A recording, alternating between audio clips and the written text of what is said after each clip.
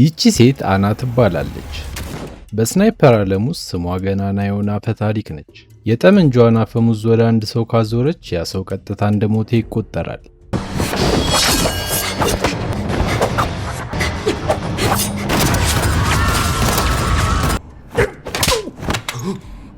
ለሌሎች ስናይፐሮች ከ3000 ሜትር ርቀት ተኩሶ ኢላማቸውን መምታት የማይታሰብ ነው። ለሷ ግን ምንም ማለት አይደለም።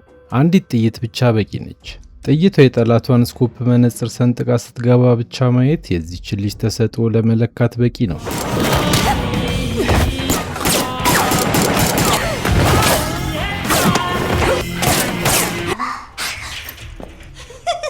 በዚህ አስደናቂ ችሎታዋ የተነሳ ማንም የማይወዳደራት የተዋጣላት ስናይፐር ተብላ ትጠራለች። የጨለማው ዓለም መሪዎችም ይህንን ተሰጥኦዋን በመገንዘብ ከፍተኛ ክፍያ የሚያስገኙ ከባድ ግድያ አሳይመንቶችን ይሰጧት ነበር።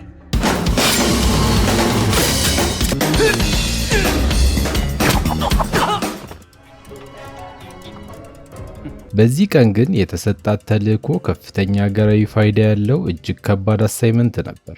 ኢላማው አንድ ትልቅ ባለሀብት ሲሆን ይህ ሰው በለፍላፊነቱና በዕፅ አዘዋዋሪነቱ ይታወቃል። አፉን በከፈተ ቁጥር ትዕቢቱ፣ ኩራቱና ንቀቱ ገደብ የሌለው እንደሆነ ያሳብቅ ነበር። ነገር ግን የትዕቢቱና ብሪቱ አላዋጣውም። አና ቀድማ ቦታዋን ይዛ ምንም ድምፅ ሳታወጣ ኢላማዋን በትዕግስት እየጠበቀች ነው። ብቅ እንዳለላትም በአንዲት ጥይት ብቻ ግዙፍ ኮንቴነር እንዲወድቅበት በማድረግ ያንን ትዕቢተኛ ዕፅ አዘዋዋሪ ቋጨችው። ከዚህ ድርጊት በኋላ ግን በሰዓቱ ከአካባቢው መራቅ ስላልቻለች ፖሊሶች በቁጥጥር ስር አዋሏት። በዚህ ምክንያት ለ25 ዓመታት በእስር ቤት እንድትማቀቅ ተፈረደባት። ሆኖም በፈጸመችው ግድያና ከፍርድ ቤቱ ጋር በነበራት የተወሰነ ሚስጥራዊ ግንኙነት የተነሳ ከዘብጥያ ይልቅ ወደ አእምሮ ሕክምና ተቋም ተዛወረች። ይህ ቦታ ለአና የሲኦል ጥግ ነበር።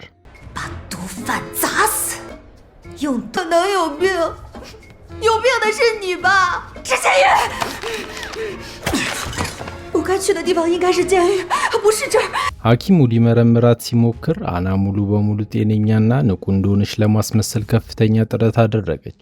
ነገር ግን በውስጡ ያለው ጥልቅ የጥርጣሬ ችሎታ የስነ ልቦና ሐኪም ነኝ የሚለው ሰው ሐኪም ሳይሆን ሊገላት የመጣ አዳኝ መሆኑን በቅጽበት ደረሰችበት።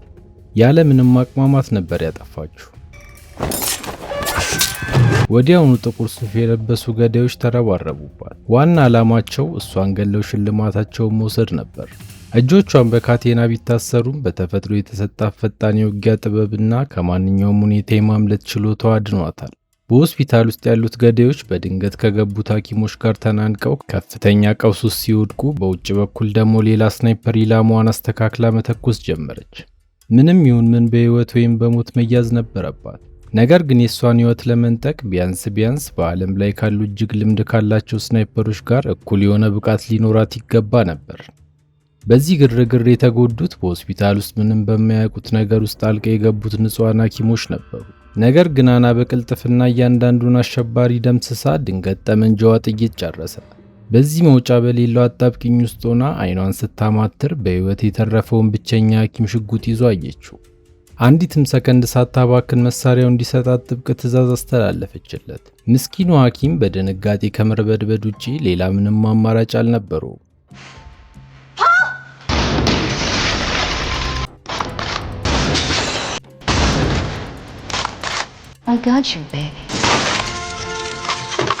መሳሪያው እጇም እንደገባ ከሚቀጥለው ሕንፃ ላይ ሆና ጥይት የምታዘንበውን ስናይፐር ትክክለኛ ቦታ ልክ እንደ ንስር አሞራ ፈልጋ አገኘቻት። ማንም ሰው ይቺ ስናይፐር ከዚህ ርቀት በዚህ ትንሽ ሽጉጥ ትወድቃለች ብሎ አልጠበቅም።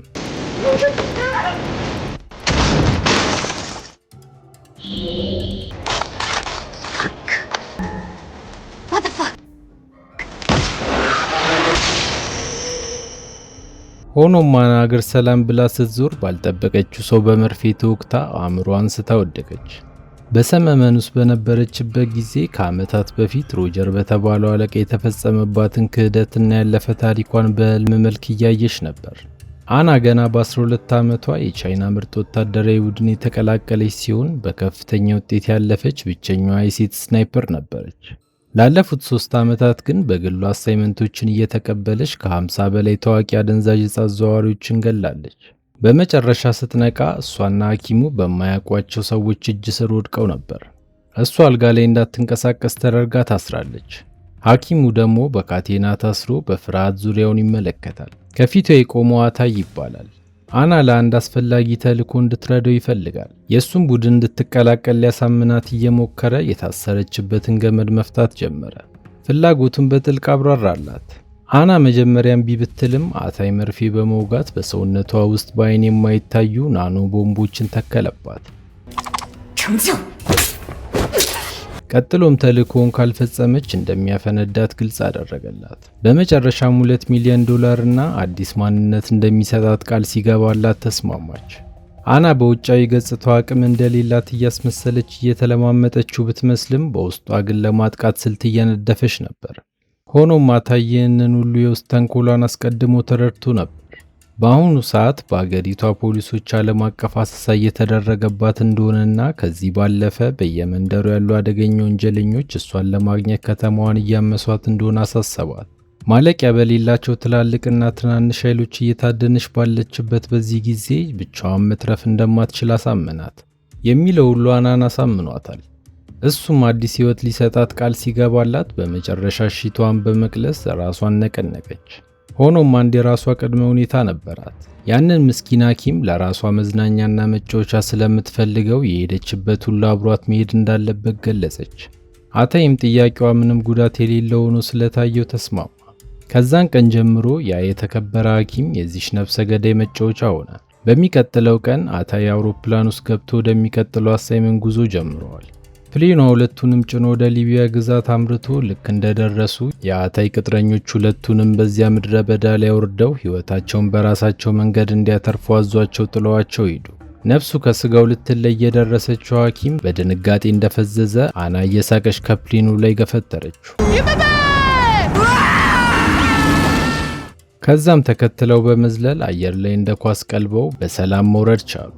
ሆኖም የጦርነቱ መሃል ላይ በማረፋቸው ጥይትና መትረየስ ከግራ ቀኝ እየዘነበባቸው ነበር። አና ቀልጠፍ ብላ የሐኪሙ ብብት ስር 2 የሸጉጣ መደገፊያ ያደረገችው። ነፍሱ ልትወጣ ደርሳለች።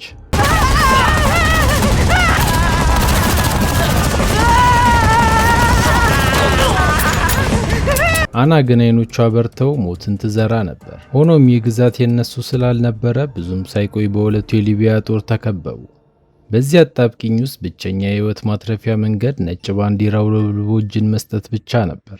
የሊቢያ የጦር መኮንኖች ግን ሶስቱንም ማረኳቸው። ያለምንም ርህራሄ እዛው ባሉበት በሞት እንዲቀጡ ትዕዛዝ አስተላለፉ። በዚህ አጣብቂኝ ውስጥ ሆነው የአና የንስር አይኖች ከሩቅ ያደባ ስናይፐር ተመለከቱ። በዚያው ቅጽበት አእምሯ ውስጥ አንድ ሐሳብ መጣላት። ሐሳቧን ማስረዳት እንደጀመረች ግን አንዲት ጥይት ተተኮሰች። ያንን ድንገተኛ ግርግር እንደ ወርቃማ ዕድል በመጠቀም ሶስቱም እንደምንም አምልጠው ነፍሳቸውን ለማዳን ተፈተለኩ።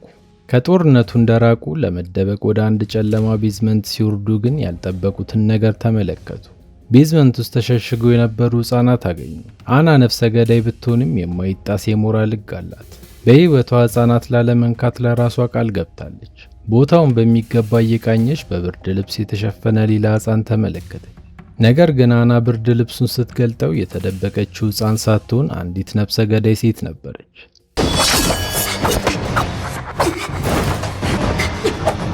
ያለምንም ማስጠንቀቂያ ነበር በአና ላይ ጥቃት በመሰንዘር በቅጽበት በቁጥጥር ስር ያዋለቻት። አታይንና ሐኪሙን ንቃ በመተው አናን ብቻ አስረው እንዲወስዷት ለሰዎቿ ትዕዛዝ ሰጠች። እነሱም እንደተባሉት ይዘዋት ሲወጡ አታይ ሐኪሙን ይዞ ወደ አንድ ደህንነቱ የተጠበቀ ቤት ውስጥ በመሸሸግ አናን የሚያድኑበትን መንገድ በሰፊው ማቀድ ጀመሩ። አና የተያዘችው በአንድ ባለስልጣን ሚስጥራዊ ካምፕ ውስጥ መሆኑን ስላወቁ መጀመሪያ የባለስልጣኑን የግል ሐኪም ላይ ጥቃት በመሰንዘር ወደ ውስጥ የሚገቡበትን መንገድ አመቻቹ። በሌላ በኩል አና ጣሪያው ላይ እንዳትንቀሳቀስ ተደርጋ ታስራ ነበር። ገዳዩዋ ሁሉም ነገር በእቅዳቸው መሰረት እየሄደ መሆኑን እንዳረጋገጠች ንቁ ሆነው እንዲጠብቋ ታዛቸው ወጣች። አናም ይህንን አጋጣሚ ተጠቅማ የእስር ቤቱን ጠባቂዎች ለማታለል ውበቷን እንደ መሳሪያ መጠቀም ጀመረች። ታዲያ እነዚህ ወታደሮች አላስቻላቸውም። እሷን በሴትነቷ እያማለለች ልባቸውን ሰረቀች። በተመሳሳይ ሰዓት አታይና ሐኪሙ የባለስልጣኑ መኖሪያ ቤት ውስጥ ዘልቀው መግባት ችለው ነበር።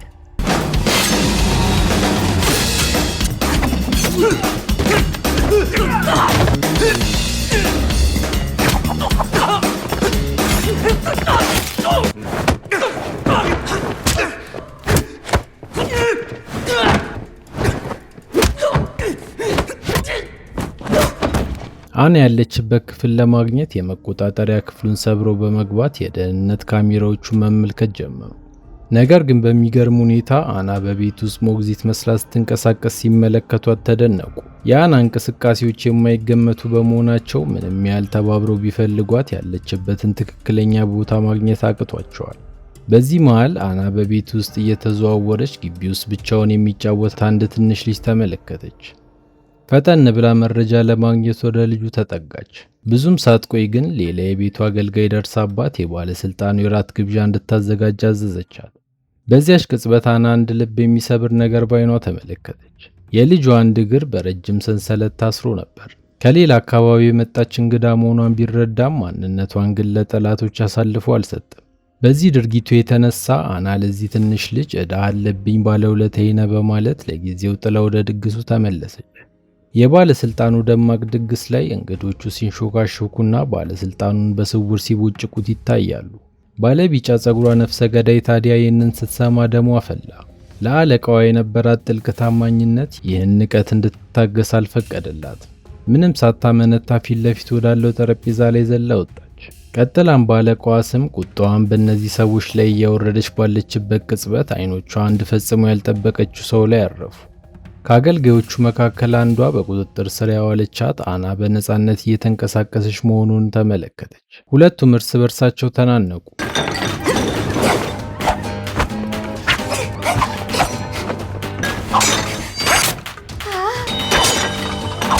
ጸጉራቸው ተንጨባረረ። የለበሱት ውድ ቀሚስም ተቦጫጭቆ አለቀ። ጡንቻቸው እስኪዝል ትንፋሻቸው እስኪያጥር ድረስ ቢፋለሙም ሁለቱም እኩል ጉልበት ስለነበራቸው አሸናፊው ሊለይ አልቻለም።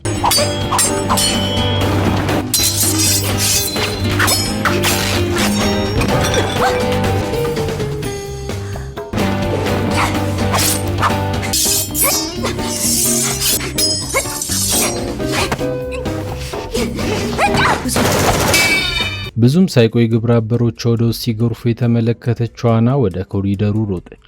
እንደ ዕድል ሆኖ አታይና ሐኪሙ ስላገኟት ሶስቱም ሕይወታቸውን ለማትረፍ በፍጥነት አቅራቢያው ወደሚገኝ መጋዘን ውስጥ ተደበቁ።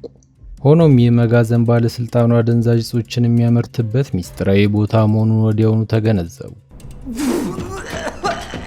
የጠላቶቻቸው ኮቴ እየቀረበ መሆኑን ስላወቁ ማምለጫ መንገድ መፈለግ ጀመሩ። ቀጥሎም በመጋዘን ውስጥ ያገኙት ኬሚካሎችን በመጠቀም አደገኛ ፈንጂ መስራት ጀመሩ። ጸጉረ ቢጫዋ ነፍሰ ገዳይ ከጭፍሮቿ ጋር ቦታው ላይ ስትደርስ የተዘጋጀው ቦምብ ፈንድቶ መጋዘኑ ጋር አናና ጓደኞቿ ግን በሰላም ለማምለጥ ቻሉ። በተመሳሳይ ሰዓት ባለስልጣኑ ደግሞ ከአንድ ጨካኝ ጀነራል ጋር በድብቅ እየተወያየ ይታያል። ይህን ጀነራል የቀጠረው በቀጣይ ለሚካሄደው የልዑልነት ስልጣን ርክክብ ላይ ጥበቃውን ሙሉ በሙሉ እንዲቆጣጠርለትና የቀመረው ሴራ እንዳይሰናከልበት እንዲረዳው ነበር። ወደ አና ስንመለስ ከባለስልጣኑ ግቢ ካመለጡ በኋላ አታይ ሁለቱንም ወደ ሌላ ደህንነቱ የተጠበቀ ክፍል ወሰዳቸው። በውጊያ ክፉኛ ስለቆሰሉ ሐኪሙ ሙያውን ተጠቅሞ ህመማቸውን ሊያስታግስላቸው ሞከረ። በዚህ መሃል በቴሌቪዥኑ ላይ ሰበር ዜና ተሰማ። የሀገሪቱ ሁለት ልዑሎች በተፈጠረው ግጭት ምክንያት መሞታቸው ተነገረ። አና ይህንን ስትሰማ በደስታ ብዛት እንባዋ ፈሰሰ። ትከሻዋ ላይ የነበረው ከባድ ሸክም የሚወረደላት መሰላት። ተልዕኮዋ በመጨረሻ ሙሉ በሙሉ የተጠናቀቀ ቢመስላትም ተሳስታ ነበር። አታይ ደስታዋን የሚያጨልም መርዶ ይዞባት መጣ። ንጉሥ ሁለት ልዑሎች ብቻ አልነበረም የነበሩት፣ 3 ናቸው። ሶስተኛው ልዑል ግን እስካሁን አልታየም። ምናልባት በክፉ ሰዎች ታግቶ ሊሆን እንደሚችል ገለጸላት። እነዚህ ሰዎች እሱን እንደ አሻንጉሊት በመጠቀም ሀገሪቱን ወደ አደንዛዥ ዕፅ ማዕከል ለመቀየር እያሴሩ እንደሆነ ሲያስረዳት ተስፋ መቁረጥ በውስጧ ነገሰ። እንዳሰቡትም የንግስና በዓል ስነ ስርዓቱ በሚቀጥለው ቀን በአደባባይ እንደሚካሄድ ደረሱበት።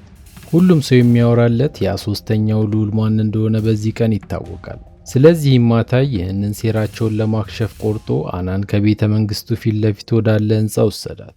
ህንፃው የሚገኘው በዓሉ ከሚዘጋጅበት 3000 ሜትር ርቀት ላይ ነበር። አና ስናይፐር ይዛ መቀመጥ የምትችልበት ሌላ ምንም አይነት ምቹ ቦታ አልነበረም። አንድም ስናይፐር ከዚህ ርቀት ኢላማ መጥቶ አያውቅም። ቢሆንም የሀገሪቱ ጣፋንታና የሚሊዮኖች ህይወት አሁን በአና ትከሻ ላይ ወድቋል። በሚቀጥለው ቀን ጠዋት በዓሉ በከፍተኛ ድምቀት እየተካሄደ ነበር። አናም በህንፃው ላይ ሆና ኢላማዋን መጠበቅ ጀምራለች። ሰዓቱ ሲደርስም አታይ ምልክት ሰጣት። በዓሉን ለማድመቅ ከሚተኮሱ 3 ርችቶች ጋር አብራ 3 ጥይቶችን እንድትተኩስ ታዘዘች። እሷም ጣቷን ቃታው ላይ አድርጋ በቴሌስኮፑ ኢላማዋን ለመጀመሪያ ጊዜ ተመለከተች። ልቧ በድንጋጤ የቆመ መሰላት። በቴሌስኮፕ ውስጥ የሚታያት 3ኛው ልዑል ባለስልጣኑ ቤት አግኝተው የነበረው ያ ምስኪን ሕፃን ልጅ ነበር። ባለስልጣኑ የራሱን ክፋት ዓላማ ለማራመድ ይህንን ሕፃን አንግሶ እንደ አሻንጉሊት ሊጠቀምበት እንዳሴረ ወዲያውኑ ገባት። ታዲያ ይህ ምስኪን ሕፃን ያንን የጥፋት ውል ከመፈረሙ በፊት አና በፍጥነት እርምጃ መውሰድ ነበረባት። ነገር ግን በውስጧ ትልቅ የህሊና ጦርነት ተፈጠረ። በሙያዋ ውስጥ መቼም ቢሆን ሕፃናትን ላለመጉዳት ለራሷ የገባችው ቃል ነበራት። በተጨማሪም የልጅ ከዚህ ቀደም የዋለላትን ትልቅ ውለታ ገና አልመለሰችለትም። የዚህን ንጹህ ሕፃን ደም ማፍሰስ እንደማትችል እርግጠኛ ስለሆነች በልጁ ላይ ከመተኮስ ይልቅ ታስሮበት የነበረውን ሰንሰለት ከዛ ርቀት በጠሰች። አታይ ተሳስታ እንዳልሆነ ወዲያውኑ ነበር የገባው። ነገር ግን አሁን በቦታው የነበረው ሕዝብ ሁሉ 3ኛው ልዑል የተገደለ ስለመሰለው ግርግር ተፈጠረ።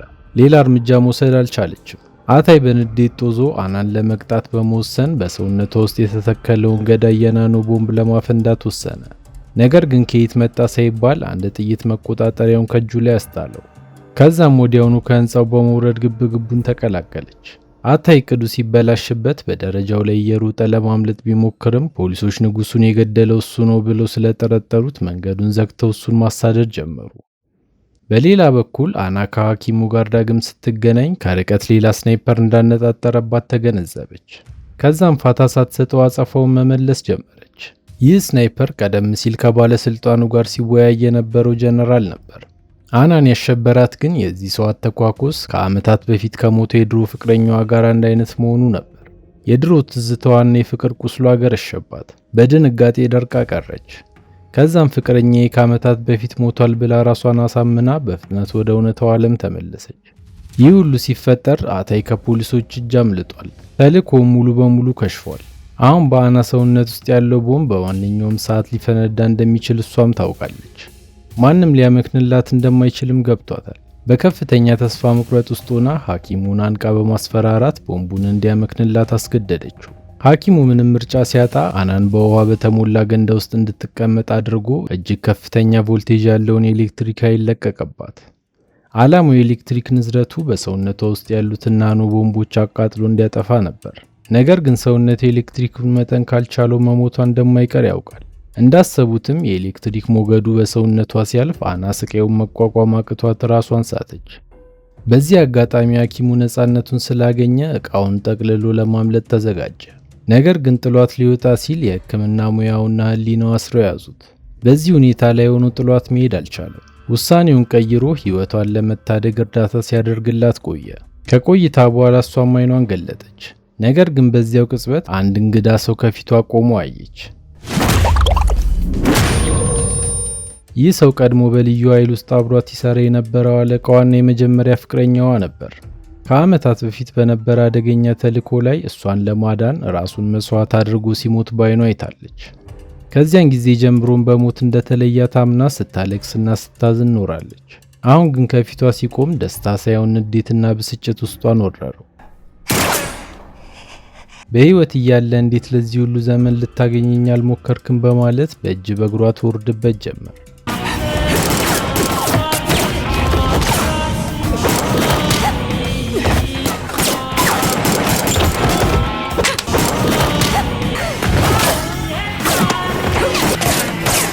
ፍልሚያቸው ድሮ አብረው እንደሰለጠኑት ውብና የተቀናጀ ሲሆን እየተጋጩ ቢሆንም እያንዳንዱ እንቅስቃሴያቸው ይናበብ ነበር።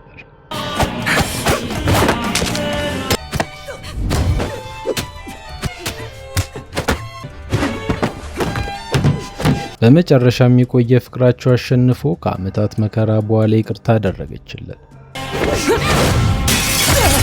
ልክ ፍቅራቸው ተመልሶ ዳግም ወደ ቁም ነገሩ ሊገቡ ሲል ግን ሐኪሙ መቀስ ሆነባቸው። ፊቱ ላይ ተሰንቅሮ ውጪ ላይ ጠላቶች እንደከበቧቸው አስታወሰው። ካፒቴኑም የሱ ቅጥረኞች መሆናቸውን ነግሮ ማረጋጋት እንደጀመረ ከየት መጣ ሳይባል ጥይት እንደበረዶ ይዘንብባቸው ጀመር። አጥቂዋ ጸጉረ ቢጫዋ ነፍሰ ገዳይ ነበረች። በዚያ ውካታ ውስጥ ለማምለጥ እየሞከሩ ካፒቴኑ አንድ እውነት ነገራት። እሱም ቢሆን ለባለስልጣኑ እንደሚሰራና ተልእኮውንም ልዑሉን መጠበቅ እንደሆነ ገለጸላት። በዚህ መሃል ግን አታይ ልዑሉን አፍኖ እንደወሰደው ተገነዘበች። በዚህ ልጅ የማትደራደረው አናም ያለ ምንም ማመንታት ከሐኪሙ ጋር ሞተር ላይ በመውጣት እንደ ንፋስ ተፈተለቁ።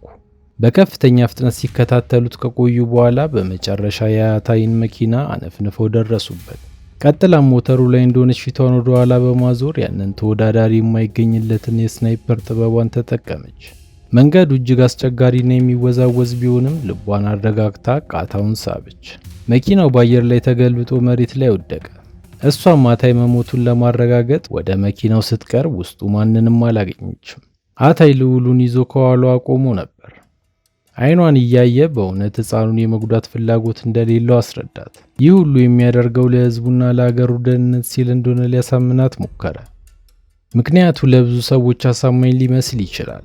ለአና ግን ይህ ስህተት ነበር። በንቀት እየተመለከተችው የቆመለት ዓላማ ልክ ቢሆንም ዓላማውን ለማሳካት የሕፃናት ደም የሚያፈስ ከሆነ ከእነሱ እንደማይሻል በቆራጥነት መለሰችለት። የአና ልብ የሚሰነጥቁ ቃላት የአታይን መንፈስ ከእንቅልፉ ቀሰቀሱ። በዚህ ቅጽበት ሕፃኑ ልዑልን በቁርጠኝነት ተናገረ። ቢገለኝ እንኳን ይህን ዓላማ ከግብ ለማድረስ ማንኛውንም መንገድ ከመጠቀም ወደ ኋላ አንልም ብሎ ጮኸ። ይህ የሞት ሽረት ቃል የአታይን አይኖች ሙሉ ለሙሉ ከፈታቸው።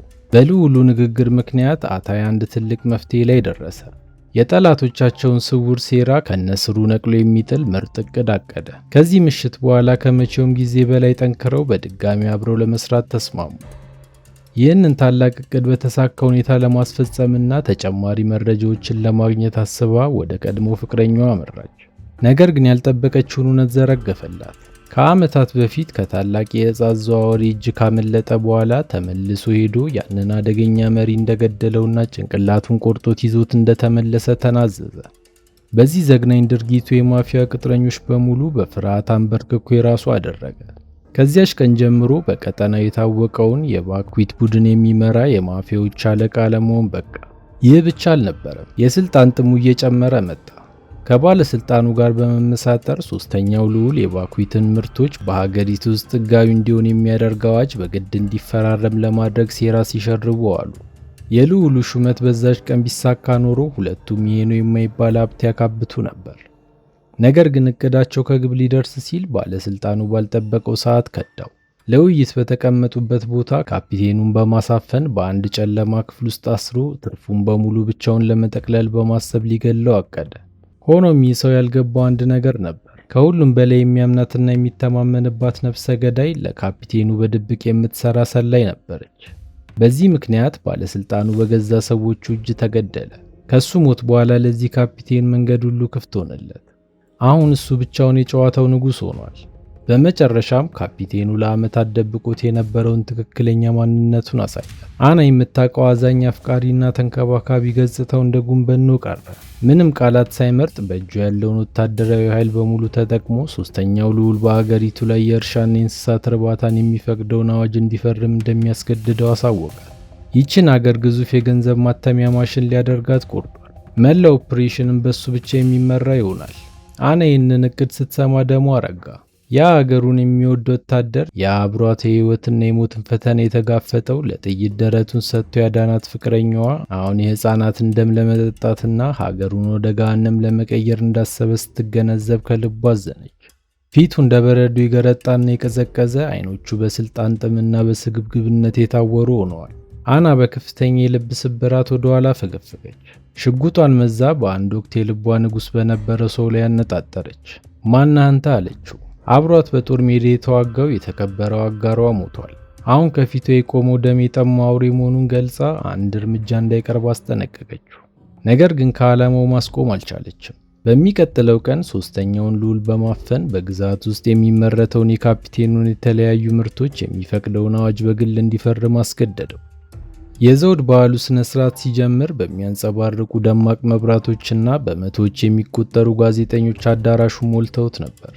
በቦታው የነበረው ሰው ሁሉ የዚህች ሀገር ዕጣ ፋንታ ገደል እየገባ መሆኑን ቢረዱም ምንም ማምጣት አልቻሉም። ሆኖም ማንም ያልጠበቀው አስገራሚ ተአምር ተፈጠረ። በዚያ መድረክ ላይ ሶስተኛው ልዑል ድንገት አዋጁን ብጭቅጭቁን አውጥቶ አየር ላይ በተነ። ወዲያውኑ የጥይት ድምፅ አስተጋባ። ጥቁር የለበሰ አንድ ያልታወቀ ሰው ሶስተኛውን ልዑል ከመድረክ ላይ በፍጥነት ይዞት ተሰወረ። ይህ ሁሉ ሲፈጠር የካፒቴኑ ቅጥረኞች ያላወቁት ሁሉም በአናና በጓደኞቹ የተጠመደ ወጥመድ ውስጥ መግባታቸው ነበር። ያ ጥቁር የለበሰ ሰው ሐኪሙ ሲሆን ብዛት ባላቸው የብርሃን ቦምቦች የካፒቴኑን ወታደሮች ዓይን በመጋረድ አቅጣጫቸውን አሳቷቸው። ሶስተኛው ልዑል ግን ማንም በማይገምተው መንገድ ከቦታው ተወስዶ ነበር። ብዙም ሳይቆይ ልዑሉን አድነው በመኪናው ጭነው ከዚህ አደገኛ ቀጠና በፍጥነት ራቁ። በመጨረሻም በቅርቡ ወደሚገኝ የተተወ የግንባታ ክልል ውስጥ ገቡ። ቦታው በፍጥነት የጦር ሜዳ ሆነ። የካፒቴኑ ሰዎች ያላቸውን መሳሪያ በሙሉ አሰለፉ። ሽጉጥና እግረኛ ወታደር ብቻ ሳይሆን ታንኮችም ጭምር ነበር ይዘው የተገኙት። አካባቢው በጭስ ሲታፈን ሁሉም ልናልቅ ነው ብሎ በፈራበት ሰዓት ግን አንድ አስደንጋጭ ፍንዳታ ተሰማ። ከሚያስገመግሙት ታንኮች አንዱ በአንድ ጥይት ብቻ ተበስቶ ከጥቅም ውጪ ሆነ። ከዚህ አስፈሪና ገዳይ ጥይት በስተጀርባ የነበረችው አና ነበረች። ልዩ የስናይፐር ወታደሮች ብቻ የሚይዙት ግዙፍ የሆነ መሳሪያ እጇ ገብቷል። የመጀመሪያው ታንክ በአና ጥይት ቢጋይም ሌላኛው ታንክ ወደፊት ገሰገሰ። ይህንን ትዕይንት የተመለከቱት ሁሉ ልባቸው በፍርሃት መታ። አና የመሳሪያው የመልስ ምት ትከሻዋን አውልቋት ስለነበረ ድጋሚ ይህንን መሳሪያ መተኮስ አልቻለች። በዚህ ጊዜ ሐኪሙ ፍርሃቱን ጥሎ በዛ ጦር ሜዳ ወደ እሷ ሮጠ። መርፌ ብቻ የሚያውቁት እጆቹ አሁን በአና እገዛ ትከሻውን መስዋዕት አድርጎ ይህንን መሳሪያ በመተኮስ ሁለተኛውንም ታንክ ከጥቅም ውጭ አደረገው። ካፒቴኑ ግን ምንም አይነት ርኅራኄ አላሳየም። የአና ቦታ እንደታወቀ ወዲያውኑ ሶስተኛውን ታንክ አዙረው መድፉን ሁለቱ ላይ እንዲተኩሱ አዘዘ። አናም ነገሩ እንደገባት ሐኪሙን ጎትታ በዛጋው የፋብሪካ የብረት ሐዲድ ላይ የተንሸራተቱ አመለጡ። ከዚህ ሁሉ ክስተት በኋላ አና ከተደበቀችበት ብቅ አለች። አንድ ከፍታ ላይ በመውጣት ያለማቋረጥ ጥይቷን ማዝነብ ጀመረች።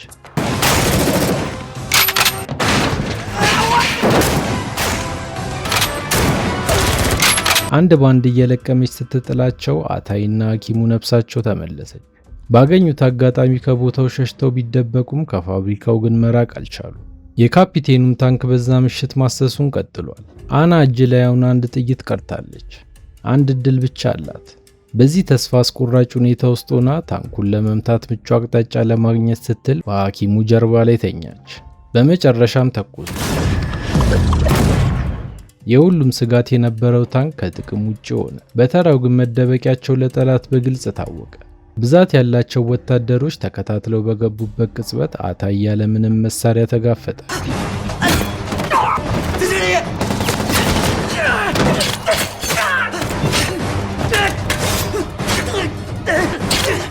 ከግራ ቀኝ እያጋደመ ብዙዎቹን ከቀነሰ በኋላ ነበር ባለ ቢጫ ጸጉሯ ያገኘችው።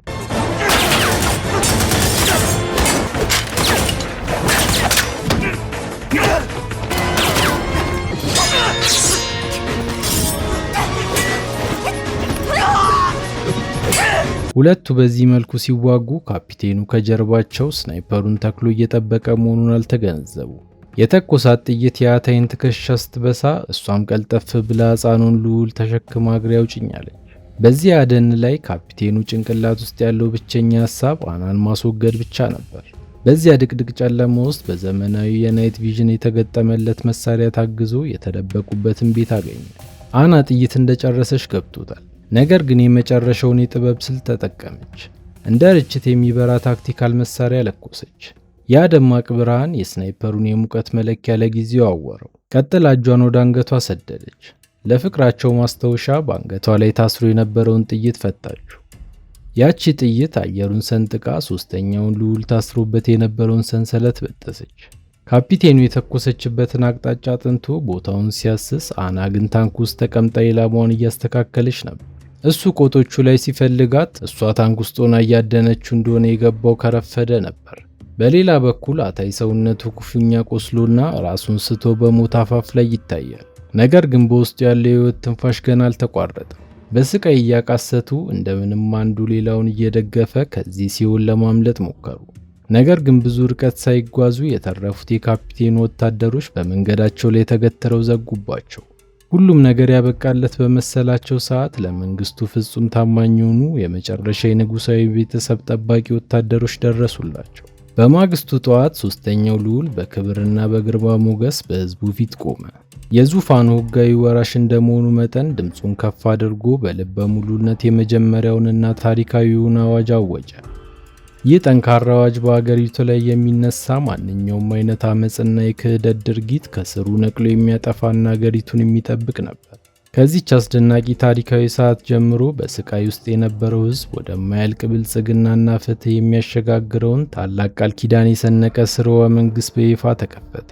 እስከ መጨረሻው ስለተከታተላችሁኝ አመሰግናለሁ። ምንም አይነት ሐሳብና አስተያየት ካሉት ኮሜንት ላይ ለማስቀመጥ ወደ ኋላ ይበሉ። ቪዲዮውን ላይክ እና ሰብስክራይብ በማድረግ ያበረታቱን። አመሰግናለሁ።